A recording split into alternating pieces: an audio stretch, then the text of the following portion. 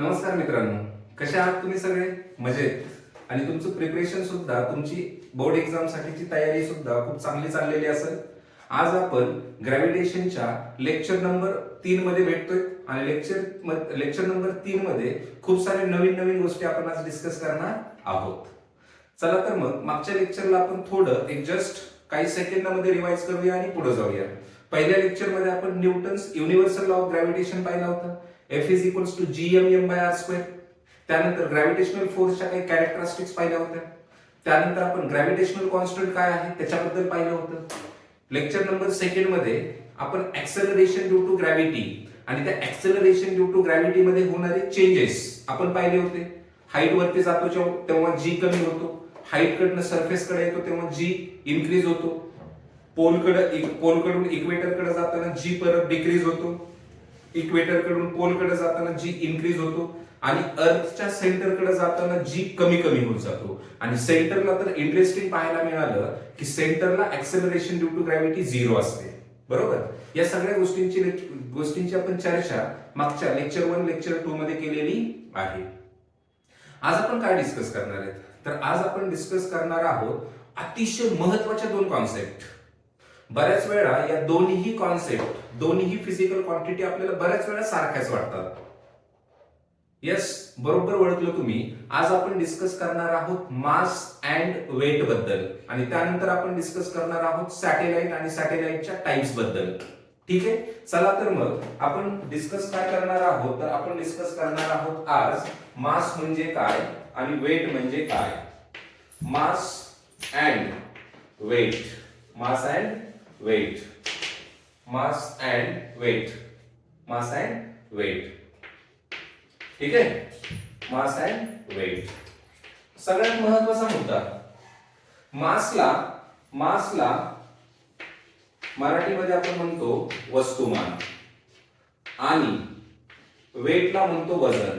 बापरे, आतापर्यंत तर आपण मास म्हणजे वेट आणि वेट म्हणजे मास, मास म्हणजे वेट आणि वेट म्हणजे मास, हाच गोंधळ आपल्या डोक्यामध्ये चालायचा. म्हणजे जेव्हा मास मेजर करतो तेव्हा खरंच मास मेजर करतो का, किंवा जेव्हा वेट बद्दल बोलतो तेव्हा खरंच वेट बद्दल बोलतो का? तर या गोष्टींची आपण चर्चा करणार आहोत. तर सुरुवातीला आपण बघणार आहोत मास म्हणजे काय.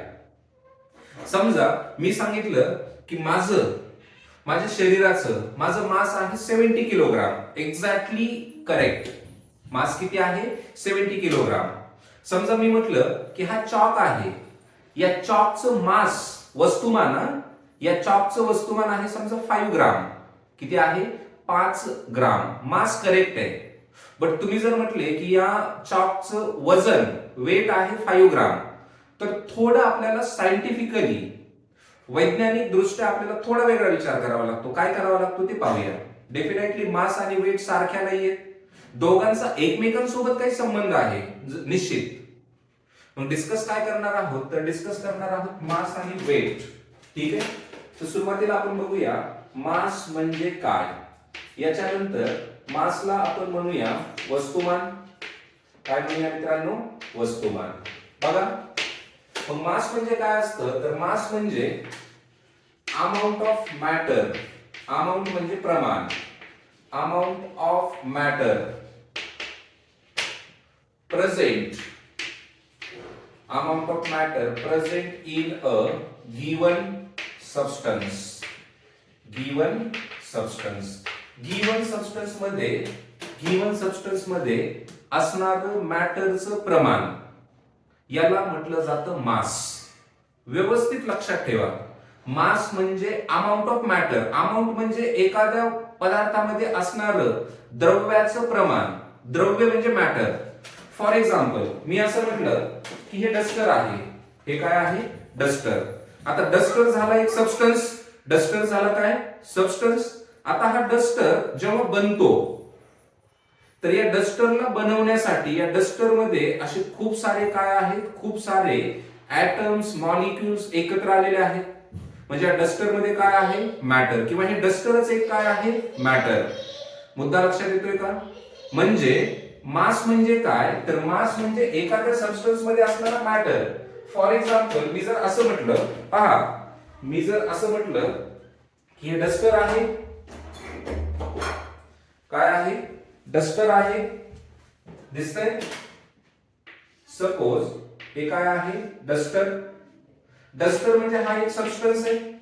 हा एक काय आहे? सबस्टन्स. आणि हा सबस्टन्स अशा असंख्य छोट्या छोट्या कशाने बनलेला आहे? मॉलिक्युल्सने बनलेला आहे. कशाने बनलेला आहे? मॉलिक्युल्सने. म्हणजे समजा या सबस्टन्सला बनवण्यासाठी हे नंबर ऑफ काय आहेत? नंबर ऑफ काय आहेत?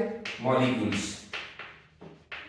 मग या सबस्टन्स मध्ये असणाऱ्या त्या छोट्या छोट्या कणांचं जे अमाउंट आहे त्याला मास म्हटलं जातं. काय म्हटलं जातं? मास. मग पुढे जाताना असं सांगूया की मास इज डिनोटेड बाय. मास कशाने डिनोट करतो आपण? तर मास डिनोट करतो एक तर कॅपिटल एम न किंवा स्मॉल एम न. मासला डिनोट करायचे कॅपिटल एम किंवा स्मॉल एम. फॉर एक्झाम्पल या सबस्टन्सचं या डस्टरचं मास आहे 5 ग्राम. एखादा व्यक्ती आहे, या व्यक्तीचं मास आहे, नॉट वेट, मास आहे 70 किलोग्राम. मास काय आहे? 70 किलोग्राम. त्यानंतरचा मुद्दा मासचं एसआय युनिट आहे. मासचं एसआय युनिट आहे किलोग्राम. मासचं एसआय युनिट काय आहे? किलोग्राम. आणि मासचं सीजीएस युनिट आहे ग्राम. काय आहे मित्रांनो? ग्राम. आणि एक गोष्ट कायम लक्षात ठेवा, 1 किलोग्राम म्हणजे 1000 ग्राम. 1000 काय? ग्राम. किंवा 1 केजी म्हणजे काय? तर 1000 म्हणजे याला आपण असं लिहू शकतो 10⁻3. एकावरती 3 झिरो आहे त्याला आपण 10⁻3 लिहितो. एकावरती 2 झिरो आहे त्याला 10⁻2 लिहितो. 1 वरती 5 झिरोज आहे त्याला 10⁻5 लिहितो. तर 1 किलोग्राम म्हणजे असं सुद्धा लक्षात ठेवा. पहिला मुद्दा काय आहे? मास. मास म्हणजे एखाद्या पदार्थामध्ये असणारं मॅटरचं अमाउंट किती छोट्या छोट्या कणांपासून बनलेलं आहे. दुसरा महत्त्वाचा मुद्दा, mass is denoted by capital M. SI unit आहे किलोग्राम, सीजीएस युनिट आहे ग्राम. पुढे जाऊया. त्यानंतर mass is never equals to 0. Never equals to 0. Mass कधीही काय नसतं? शून्य नसतं. आणि जे शून्य असतं ते काय नसतं? मास नसतं. मास कधीही 0 नसतं किंवा मास कधीही काय नसतं? शून्य नसतं. मुद्दा लक्षात येतोय? त्यानंतर mass is same anywhere in the universe. मुद्दा लक्षात येतोय का? मास सर्वत्र काय असतं? सारखं असतं. Just a minute. मास सर्वत्र काय असतं? सारखं असतं. ठीक आहे. पहिला मुद्दा, amount of matter present in a given substance. दुसरा मुद्दा, it is denoted by capital M और स्मॉल एम. एसआय युनिट मासचा आहे किलोग्राम, सीजीएस युनिट आहे ग्राम. 1 किलोग्राम म्हणजे 1000 ग्राम किंवा 1 केजी मतलब 10⁻3 ग्राम. मास कधीही काय नसतं? 0 नसतं. मास युनिवर्स मध्ये तुम्ही एखादा सबस्टन्स कुठेही घेऊन जा. समजा हे डस्टर अर्थ सरफेस वरती याचं मास 10 ग्राम आहे. हाच डस्टर तुम्ही मून वरती घेऊन गेले तर तिथं सुद्धा त्या वेट बॅलन्स वरती, ज्याच्यावरती आपण मास मेजर करतो, त्याच्यावरती सुद्धा याचं मास किती असेल? 10 ग्राम. नंतरचा महत्वाचा मुद्दा, mass is a scalar quantity. आता बघा, स्केलर आणि वेक्टर या कॉन्सेप्ट थोड्या 11th-12th मध्ये खूप चांगल्या प्रकारे तुम्हाला होतील. महत्वाचा मुद्दा एवढाच लक्षात ठेवा, mass is a scalar quantity. कशी क्वांटिटी आहे मित्रांनो? Mass is a scalar quantity. Scalar quantity आहे. स्केलर क्वांटिटी म्हणजे मासला डायरेक्शन नसते. मासला काय नसते? दिशा नसते. म्हणजे जेव्हा आपण या डस्टरचं मास सांगतो तर तेव्हा आपण सरळ सांगतो की या डस्टरचं मास 10 ग्राम आहे. माझं मास 70 किलोग्राम आहे. याला दिशा सांगण्याची गरज नाही. म्हणजे या डस्टरचं मास आहे 10 ग्राम, ईस्ट कडून वेस्ट कडं किंवा नॉर्थ कडनं साऊथ कडं, अशा दिशा सांगण्याची गरज आहे का? नाही. मग ज्या फिजिकल क्वांटिटी विदाउट डायरेक्शन सांगितल्या जातात त्यांना स्केलर म्हटलं जातं. एवढंच लक्षात ठेवा. ठीक आहे. तो मास म्हणजे काय, तर याच्यानंतर नेहमी लक्षात ठेवायचं मास आणि वेट इक्वल नाहीये. मास म्हणजे त्या पदार्थामध्ये असणारं मॅटरचं प्रमाण. मास कशी क्वांटिटी आहे, स्केलर. वेट वेक्टर असते, ज्याला दिशा असते. बघूया आपण पुढं. मास सगळ्या युनिव्हर्स मध्ये कसं असतं, सेम. त्यानंतर mass is never equals to zero. Weight zero असतं, कुठं असतं पाहूया. ठीक आहे, SI unit KG, CGS unit gram. ठीक आहे, मग मास नंतर आपण डिस्कस करणार आहोत कोणाबद्दल, तर मास नंतर आपण डिस्कस करणार आहोत वेट बद्दल. वेट म्हणजे डब्ल्यू. वेट म्हणजे काय, डब्ल्यू. ठीक आहे, तर मग वेट म्हणजे काय, वेटला आपण काय म्हणतो मित्रांनो, वजन. वेटला काय म्हणतो, वजन. मग सुरुवातीला डेफिनेशन पाहूया, नंतर त्याचं मीनिंग पाहूया. बघा वेट म्हणजे काय, तर वेट म्हणजे the gravitational force, gravitational force acting on given substance किंवा given body. Gravitational force acting on given substance, gravitational force acting on given substance is called as weight of the body. म्हणजे काय, तर असं सांगितलेलं आहे की एखाद्या सबस्टन्सवर लागलेला ग्रॅव्हिटेशनल फोर्स म्हणजेच त्या सबस्टन्सचं वेट असतं. त्या सबस्टन्सचं काय असतं, वेट. म्हणजे काय, ग्रॅव्हिटेशनल फोर्स म्हणजे एफ आणि F is equals to W. F is equals to काय, डब्ल्यू. म्हणजे जो ग्रॅव्हिटेशनल फोर्स असतो तेच काय असतं, वेट असतं. फॉर एक्झाम्पल मी जर असं म्हटलं की सपोज ही अर्थ आहे, अर्थचा हा सेंटर आहे, अर्थचं मास आहे एम, सेंटर आहे ओ आणि रेडियस आहे अर्थची किती, कॅपिटल आर. कॅपिटल काय, आर. आणि या अर्थच्या सरफेस वरती, या अर्थच्या सरफेस वरती एक ऑब्जेक्ट आहे, एक सबस्टन्स आहे ज्याचं मास आहे small m. Small m is the mass of object. Mass of काय, ऑब्जेक्ट. आता या ऑब्जेक्टला अर्थ सरफेस, अर्थ काय करते, अट्रॅक्ट करते. या ऑब्जेक्टला अर्थ सरफेस एफ एवढ्या ग्रॅव्हिटेशनल फोर्सनं काय करते, एफ एवढ्या ग्रॅव्हिटेशनल फोर्सनं काय करते, अट्रॅक्ट. मग हा ग्रॅव्हिटेशनल फोर्स किंवा फोर्सची डेफिनेशन काय सांगितलेली आहे, फोर्स इज इक्वल्स टू, न्यूटनने सेकंड लॉ मध्ये सांगितलेले आहे, force is equals to M into काय, ए. म्हणजे या ऑब्जेक्ट वरती किती फोर्स लागला, तर F is equals to m a. But या ए च्या ठिकाणी आपण काय कन्सिडर करतो, तर या ए च्या ठिकाणी आपण कन्सिडर करत असतो स्मॉल जी. ए च्या ठिकाणी आपण काय कन्सिडर करत असतो, स्मॉल. ठीक आहे, तर F is equals to M into A. म्हणजे हा ग्रॅव्हिटेशनल फोर्स या ऑब्जेक्टला एवढ्या फोर्सनं काय करतो, अट्रॅक्ट करतो. मग आपण असं म्हणू शकतो, देअरफॉर ऑब्जेक्ट वरती लागलेला ग्रॅव्हिटेशनल फोर्स म्हणजे एम इनटू जी आणि लागलेला ग्रॅव्हिटेशनल फोर्स म्हणजे त्या ऑब्जेक्टचं काय असतं, वेट. तर वेटचा एक इथं आपल्याला अतिशय महत्त्वाचा फॉर्म्युला भेटतो, weight is equals to M into G. Weight is equals to M into काय, जी. सगळ्यात महत्त्वाचं म्हणजे काय, वेट म्हणजे एखाद्या सबस्टन्स वरती लागलेला काय, ग्रॅव्हिटेशनल फोर्स. आणि तो नेहमी कसा असतो, तर तो नेहमी डाऊनवर्ड डायरेक्शनला असतो. त्यामुळं वेट ही व्हेक्टर क्वांटिटी सुद्धा कन्सिडर केली जाते. मुद्दा लक्षात येतोय. म्हणजे बघा वेट, दुसरा मुद्दा काय, it is denoted by, weight is denoted by W. कशाने डिनोट करतो, डब्ल्यू न. ठीक आहे, त्यानंतरचा मुद्दा वेटचं एसआय युनिट. आता बघा वेट काय असतं, तर एका प्रकारचा फोर्स असतो. मग फोर्स ज्या युनिट मध्ये मेजर होतो त्याच युनिट मध्ये वेट मेजर होतं. म्हणजे फोर्सचं एसआय युनिट आहे न्यूटन. काय आहे मित्रांनो, न्यूटन. आणि सीजीएस युनिट आहे डाईल. सीजीएस युनिट काय आहे, डाईल. मुद्दा लक्षात येतोय. वेटचं एसआय युनिट आहे न्यूटन आणि सीजीएस युनिट काय आहे, डाईल. त्यानंतरचा मुद्दा weight is zero at the centre of the earth. अर्थच्या सेंटरवरती वेटची व्हॅल्यू झिरो असते. त्याचं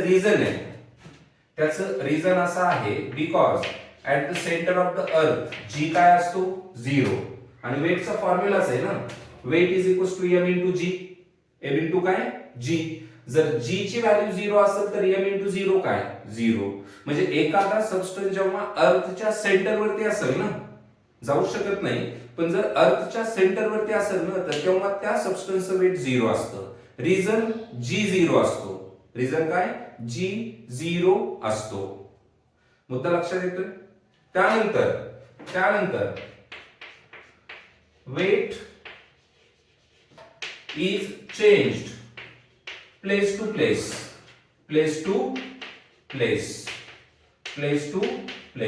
वेट हे प्लेस टू प्लेस काय होतं चेंज होतं म्हणजे या डस्टरचं वेट अर्थ सरफेस वरती जेवढं आहे तेवढं मूनच्या सरफेस वरती नाहीये तेवढं मार्सच्या सरफेस वरती नाहीये मुद्दा लक्षात येतोय का त्याचं रिझन आहे कारण जी सर्वत्र सारखा नाहीये आपण पुढे पाहूया जी सर्वत्र काय नाहीये सारखा नाहीये म्हणजे एखाद्या सबस्टन्सचं वेट अर्थ सरफेस वरती 10 न्यूटन आहे तर मून वरती तेच वेट काही वेगळं असेल म्हणजे कमी असेल पुढे पाहूया आपण कमी का असेल तर ठीक आहे आणि नंतरचा शेवटचा मुद्दा लक्षात ठेवा weight is a vector quantity weight कशी क्वांटिटी आहे मित्रांनो वेक्टर म्हणजे इट हॅज डायरेक्शन आणि डायरेक्शन कशी असते तर डाऊनवर्ड असते मित्रांनो कशी असते डाऊनवर्ड मुद्दे लक्षात येतात मास वेगळं वेट वेगळं मास म्हणजे amount of matter present in a given body आणि वेट म्हणजे gravitational force acting on a given substance mass is denoted by capital M weight is denoted by W मासचं SI युनिट आहे kilogram CGS unit of mass is gram and 1 kg is equals to 1000 gram or 1 kilogram is equals to 10 raised to 3 gram mass is never equals to 0 but weight is equals to 0 कहां पे 0 होगा centre of the अर्थ पे mass is a scalar quantity मतलब no direction लेकिन weight is a vector quantity these are the some difference वाले point कोणाच्या मधले मास आणि weight ठीक आहे फॉर एक्झाम्पल आपण एक एक्सपेरिमेंट म्हणण्यापेक्षा एक आपण एक्झाम्पल पाहूया बघा जर सपोज मी असं म्हटलं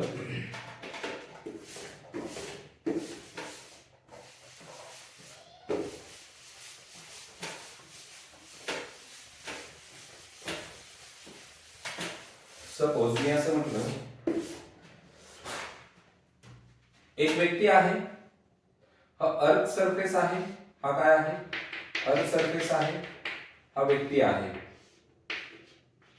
या व्यक्तीचं मास व्यवस्थित आहे का या व्यक्तीचं मास म्हणजे स्मॉल m आहे 70 किलोग्राम किती आहे 70 किलोग्राम तर या व्यक्तीचं वेट किती या व्यक्तीचं वेट म्हणजे अर्थ सरफेस वरनं डाऊनवर्ड डायरेक्शनला लावलेला ग्रॅव्हिटेशनल फोर्स आणि तो ग्रॅव्हिटेशनल फोर्स असतो mg ग्रॅव्हिटेशनल फोर्स काय असतो mg मग W इज इक्वल्स टू काय m इंटू g मग W is equals to m बघा किती आहे 70 आणि g ची व्हॅल्यू अर्थ सरफेस वरती g ची व्हॅल्यू आपण मागच्या लेक्चर मध्ये पाहिलेली आहे 9 पॉइंट किती 8 मग g is equals to 0 as it is 7 8s are 56 5 is here 7 9s are 63 plus 5 68 एक सोडून डेसिमल म्हणजे वेट झालं 686 न्यूटन वेट किती आहे 686 न्यूटन मुद्दा लक्षात येतोय का म्हणजे ज्या व्यक्तीचं किंवा ज्या सबस्टन्सचं ज्या ऑब्जेक्टचं मास 70 किलोग्राम आहे त्याचं वेट 686 न्यूटन आहे म्हणजे जेव्हा आपण सपोज मी असं म्हटलं की समजा हा वेट बॅलन्स आहे हा काय आहे मित्रांनो एक वेट बॅलन्स आहे असा ठीक आहे हा वेट बॅलन्स आहे इथे एक हुक आहे ठीक आहे हे हुक इथं फिक्स केलेला आहे आणि इकडं या साइडला सेकंड एक हुक आहे ज्या हुकला एक व्यक्ती काय करतोय एका व्यक्तीनं पकडलेला आहे ठीक आहे या व्यक्तीचं मास किती आहे 70 kg काय आहे 70 kg म्हणजे हा वेट बॅलन्स सपोज इथं 0 दाखवतोय, इथं काय दाखवतोय 1 2 3 4 वॉट एव्हर, ठीक आहे. समजा इथं आहे, इथं दाखवतो तो 10, या लाईन्स मध्ये 10 आहे सपोज, या ठिकाणी आहे समजा 20, या ठिकाणी आहे 30, या ठिकाणी आहे 40, 50, 60 आणि या ठिकाणी 70. म्हणजे हा जो पॉइंटर आहे तो पॉइंटर आहे या ठिकाणी, म्हणजे या ठिकाणी मास 70 आहे, बट या व्यक्तीचं डाऊनवर्ड डायरेक्शनला लागलेलं वेट किती आहे 686 न्यूटन. मुद्दा लक्षात येतोय का? ज्याचं मास 70 त्याचं वेट 686 न्यूटन. कळतंय का? हा मास आणि वेट मधला डिफरन्स. जेव्हा हा चॅप्टर आपण काय करूया, जेव्हा हा चॅप्टर आपला होऊन जाईल तर तेव्हा चॅप्टरच्या एंडिंगला आपण कंप्लीट ग्रॅव्हिटेशन वरती काही क्वेश्चन सुद्धा घेणार आहोत. ठीक आहे, पुढे जाऊया. आता पुढे जाताना एक अतिशय महत्त्वाची कॉन्सेप्ट आपल्याला या ठिकाणी डिस्कस करायची आहे, ज्याला म्हटलं जातं सॅटेलाइट. काय म्हटलं जातं? सॅटेलाइट. ठीक आहे. नंतर काय डिस्कस करणार आहोत, तर नंतर आपण डिस्कस करणार आहोत सॅटेलाइट बद्दल. सॅटेलाइटला म्हटलं जातं उपग्रह. काय म्हटलं जातं मित्रांनो? उपग्रह. आणि या सॅटेलाइटला घेऊन जाण्यासाठी एका महत्त्वाच्या डिव्हाइसची मदत होते, ज्याला म्हटलं जातं रॉकेट.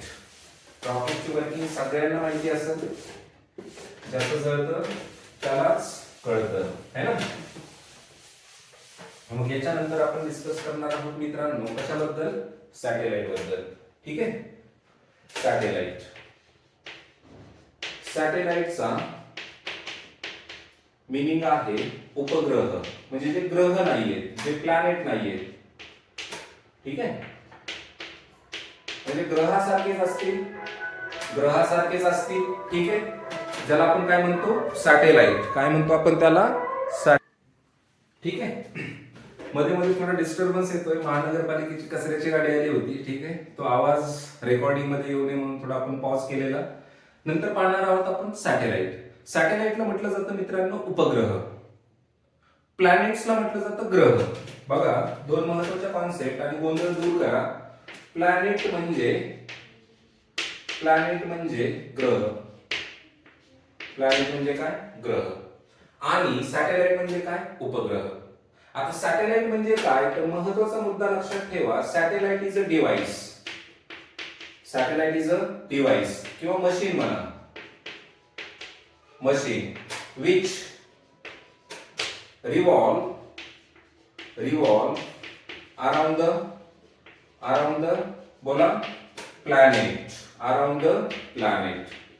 ग्रहाभोवती फिरणाऱ्या वस्तूला, डिव्हाइस म्हणजे वस्तू, ग्रहाभोवती फिरणाऱ्या वस्तूला सॅटेलाइट म्हटलं जातं. काय म्हटलं जातं? सॅटेलाइट. फॉर एक्झाम्पल मी जर असं म्हटलं ही सपोज आपली अर्थ आहे, ही काय आहे?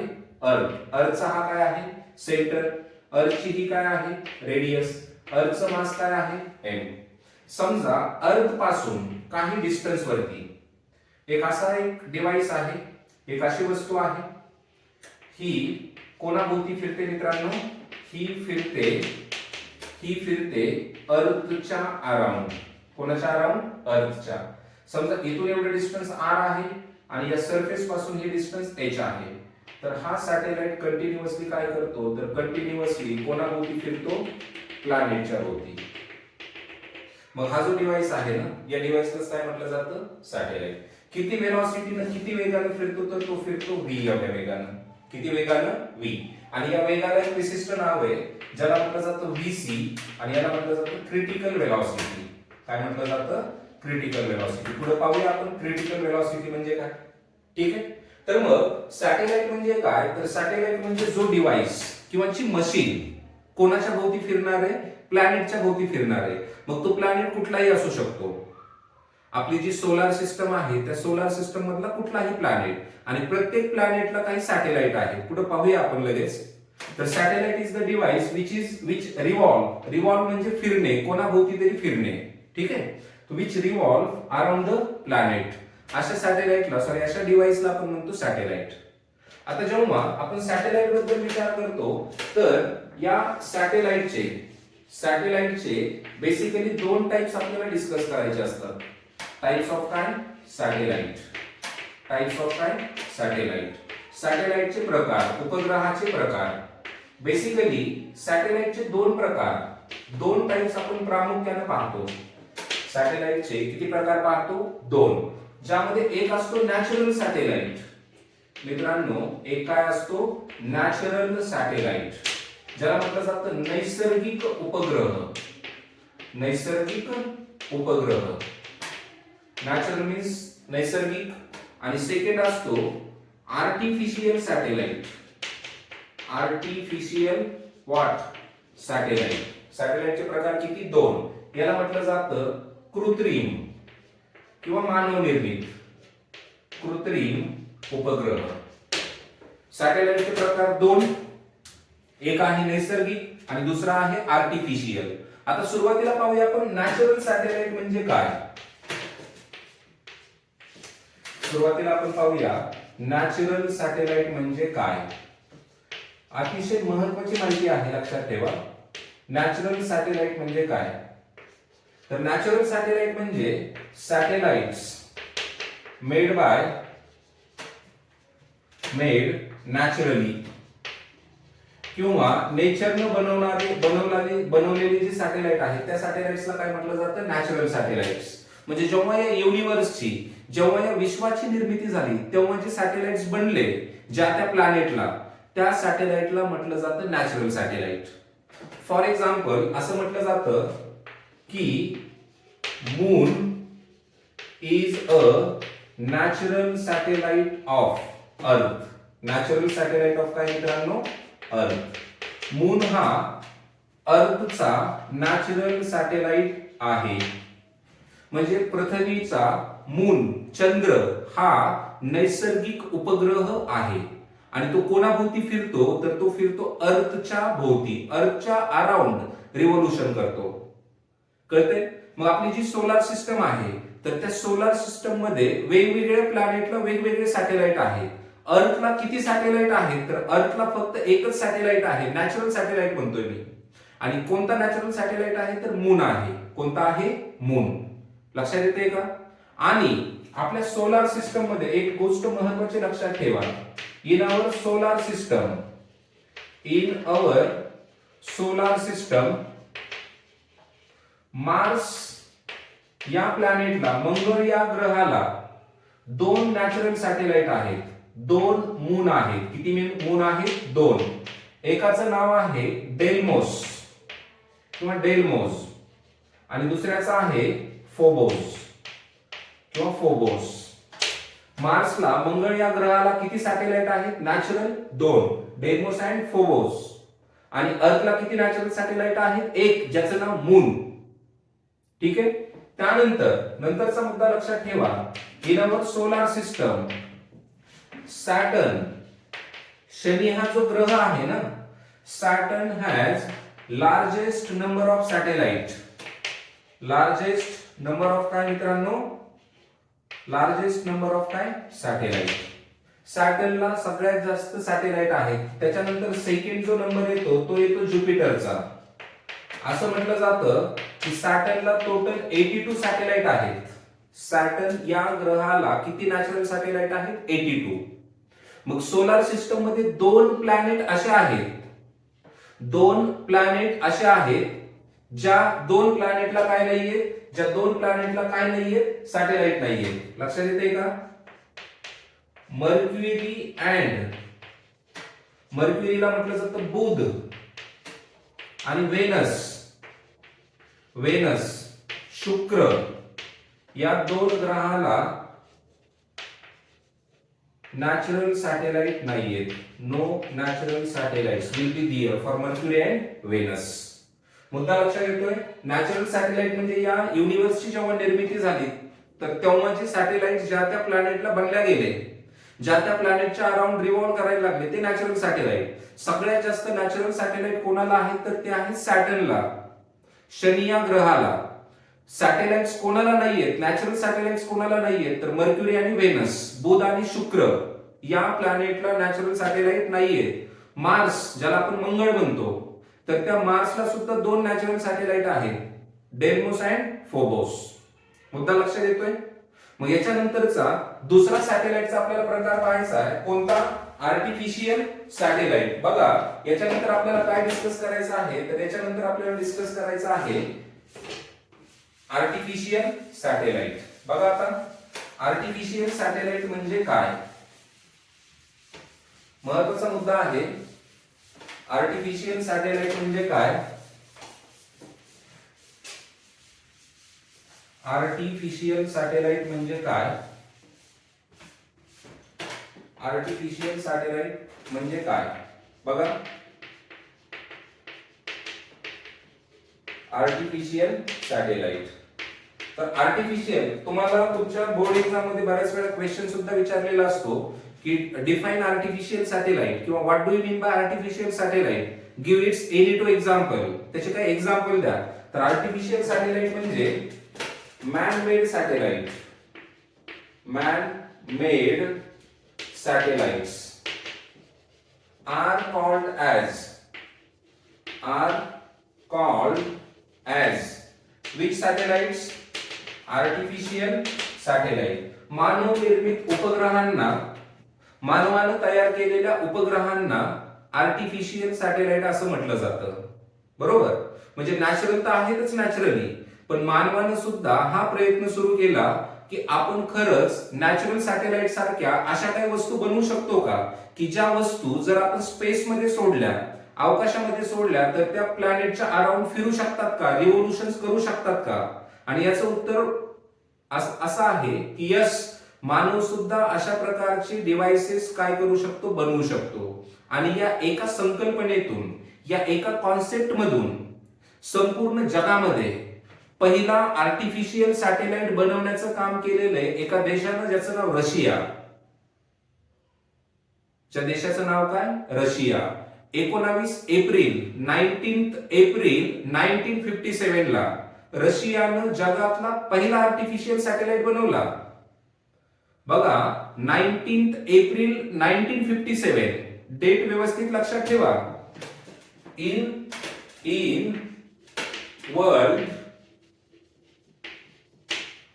फर्स्ट आर्टिफिशियल सॅटेलाइट कोणी बनवला, फर्स्ट आर्टिफिशियल सॅटेलाइट कोणी बनवला, तर first artificial satellite was designed by Russia. आणि त्याची डेट होती मित्रांनो, स्पेस मध्ये ज्या दिवशी सोडला त्या दिवशी 19 एप्रिल, काय होती, 19 एप्रिल 1957. आणि त्या सॅटेलाइटचं नाव होतं स्पुटनिक. काय नाव होतं मित्रांनो, स्पुटनिक. तुम्हाला जर क्वेश्चन आला की आर्टिफिशियल सॅटेलाइट म्हणजे काय, तर man made satellites are called as artificial satellite and give any two name of the artificial satellite. तर स्पुटनिक एक लिहिलं तरी चुकीचं नाहीये. जो रशियानं काय केला होता, लॉन्च केला होता 1957 ला. ठीक आहे. आणि जर तुम्ही असं विचारत असाल की सर इंडियाचा फर्स्ट आर्टिफिशियल सॅटेलाइट कोणता, तर इंडियाचा, भारताचा फर्स्ट आर्टिफिशियल सॅटेलाइट आहे, तुम्हाला नाव माहितीच असेल, आर्यभट्ट. काय नाव आहे, आर्यभट्ट. ठीक आहे, काय, आर्यभट्ट.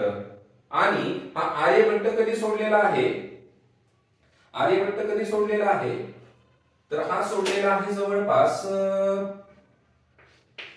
1975 च्या आसपास, 1975 च्या आसपास. लक्षात ठेवा, थोडं बाय मिस्टेक इथं स्पुटनिक फर्स्ट हा रशियाने सोडला होता 4 ऑक्टोबर 1957 ला आणि आर्यभट्ट सोडला होता 19 एप्रिल 1975 ला. मुद्दा लक्षात येतोय का, इंडियाचा फर्स्ट आर्टिफिशियल सॅटेलाइट आहे आर्यभट्ट. मग याच्यासारखे खूप सारे सॅटेलाइट इंडियाने त्यानंतरच्या काळामध्ये सोडले. फॉर एक्झाम्पल रोहिणी नावाचा हा जो सॅटेलाइट आहे, रोहिणी फर्स्ट असेल, रोहिणी सेकंड असेल किंवा भास्करा फर्स्ट असेल, हे सगळे सॅटेलाइट इंडियाने नंतर काय केलेले आहेत, स्पेस मध्ये सोडलेले आहेत. कळतंय का? आणि आज जवळपास 150-200 पेक्षा जास्त सॅटेलाइट्स वेगवेगळ्या देशांचे आपण आपल्या स्पेस स्टेशन वरून काय केलेलं आहे, स्पेस मध्ये सोडलेले आहे. सांगण्याचा मुद्दा एवढाच की आर्टिफिशियल सॅटेलाइट, मानवनिर्मित सॅटेलाइट, रशियाने जो सॅटेलाइट बनवला तो जगातला पहिला आर्टिफिशियल सॅटेलाइट होता. In world first artificial satellite was made by Russia. Date होती 4 ऑक्टोबर 1957 आणि नेम होतं स्पुटनिक. इंडियाचा फर्स्ट आर्टिफिशियल सॅटेलाइट होता आर्यभट्ट. 1975 ला काय केला होता, लॉन्च केला होता एक्सपेरिमेंटल तत्वावरती की आपण खरंच करू शकतो का. बाकी जास्त काही त्याचा उद्देश नव्हता वरती पाठवण्याचा, जस्ट आपण ट्रायल म्हणू शकतो किंवा जस्ट ट्रायल टेस्ट म्हणू शकतो. ठीक आहे. आणि तुम्हाला तुमच्या माहितीस्तव ऍज अ जनरल नॉलेज लक्षात ठेवा, हे सगळे सॅटेलाइट्स किंवा स्पेसशी रिलेटेड ज्याही गोष्टी चालतात त्या सगळ्या एका एजन्सी मार्फत चालतात ज्याला म्हटलं जातं इस्रो. काय म्हटलं जातं, इस्रो. ISRO, इंडियन स्पेस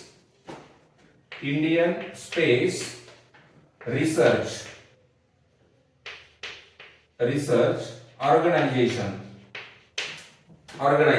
आणि या इस्रोची जी स्थापना आहे,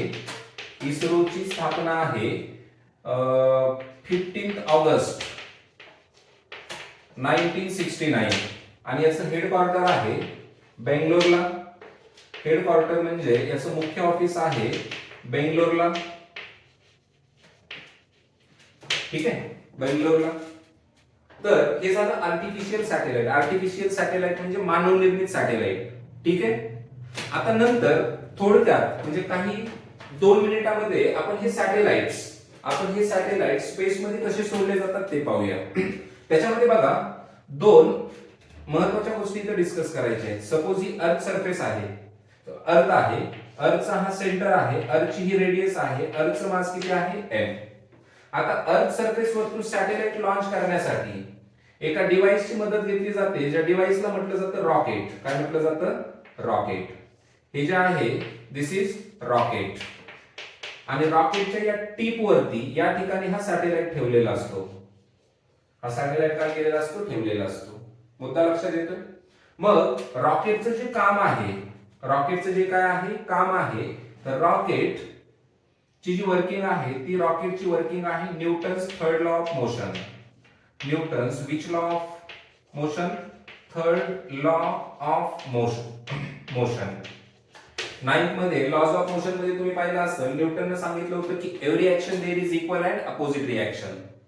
मग जेव्हा अर्थ सरफेस वरती हा रॉकेट काय केला जातो, ऑन केला जातो. तर तेव्हा रॉकेटच्या मागच्या साइडनं असा प्रेशराइज्ड गॅस काय होतो, बाहेर येतो. आणि हा प्रेशराइज्ड गॅस अर्थ वरती काय करतो, काय प्रेशर लावतो. एक्झॅक्टली या नियमानुसार तेवढंच प्रेशर कोणावरती लागलं जातं, रॉकेट वरती. आणि रॉकेट या सॅटेलाइटला घेऊन काय करतो, वरती जातो. ज्या वेगानं तो वरती जातो त्या वेगाला म्हटलं जातं एस्केप वेलॉसिटी. काय म्हटलं जातं, एस्केप वेलॉसिटी. एस्केप वेलॉसिटी म्हणजे काय, एस्केप म्हणजे निघून जाणे. निघून जाणे. मग एस्केप वेलॉसिटी म्हणजे काय, तर एस्केप वेलॉसिटी म्हणजे the minimum vertical velocity. Vertical म्हणजे उभी आहे. Minimum vertical velocity required by satellite to escape from earth's gravity. Escape वेलॉसिटीची डेफिनेशन काय, बघा 2 डेफिनेशन मला इथे सांगायचे आहेत. एस्केप वेलॉसिटी म्हणजे काय, तर the minimum vertical velocity required by satellite to escape from Earth's gravity is called as what? Is called as escape velocity. म्हणजे अर्थ सरफेस सोडून जाण्यासाठी सॅटेलाइटला जी वेलॉसिटी लागेल त्या वेलॉसिटीला म्हणायचं एस्केप वेलॉसिटी. आणि जेव्हा आपण ही अर्थ कन्सिडर करतो आणि जेव्हा एक सॅटेलाइट h एवढ्या उंचीवरती या अर्थच्या अराउंड रिव्होल्यूशन करतो, तर ज्या व्हेलॉसिटीने तो रिव्होल्यूशन करतो त्या व्हेलॉसिटीला म्हटलं जातं व्हीसी. काय म्हटलं जातं? व्हीसी. या व्हीसी ला म्हटलेलं आहे क्रिटिकल व्हेलॉसिटी. Critical velocity. आणि क्रिटिकल व्हेलॉसिटीचे डेफिनेशन काय? तर क्रिटिकल व्हेलॉसिटी म्हणजे व्हेलॉसिटी फॉर रिव्होल्यूशन किंवा व्हेलॉसिटी ऑफ काय? रिव्होल्यूशन. वर्षानुवर्ष सॅटेलाइट अर्थ भोवती किंवा प्लॅनेट भोवती जे रिव्होल्यूशन करतो, जेवढ्या व्हेलॉसिटीने करतो ती व्हेलॉसिटी क्रिटिकल व्हेलॉसिटी. लक्षात येते? आजच्या लेक्चर मध्ये आपण मास आणि वेट पाहिलं, सॅटेलाइटचे टाइप्स पाहिले. ठीक आहे. नेक्स्ट लेक्चर मध्ये लेक्चर नंबर जो कुठला असेल त्या लेक्चर मध्ये आपण परत ग्रॅव्हिटेशनच्या काही नवीन कॉन्सेप्ट अर्थातच Kepler's laws of planetary motion घेऊन भेटूया. आय थिंक हे ग्रॅव्हिटेशनचं शेवटचं लेक्चर होईल. केपलर्स लॉ बद्दल आपण जेव्हा डिस्कस करणार आहोत तेव्हा. ठीक आहे. तर आजच्या लेक्चर मध्ये इथंच थांबूया. मस्तपैकी अभ्यास करत राहा. काही अडचण आल्या तर कधीही फोन करा, कधीही विचारा. ठीक आहे. तर निश्चितच पुढच्या लेक्चर मध्ये आपण काही नवीन कॉन्सेप्ट घेऊन भेटूया. ठीक आहे. Thank you and have a nice day.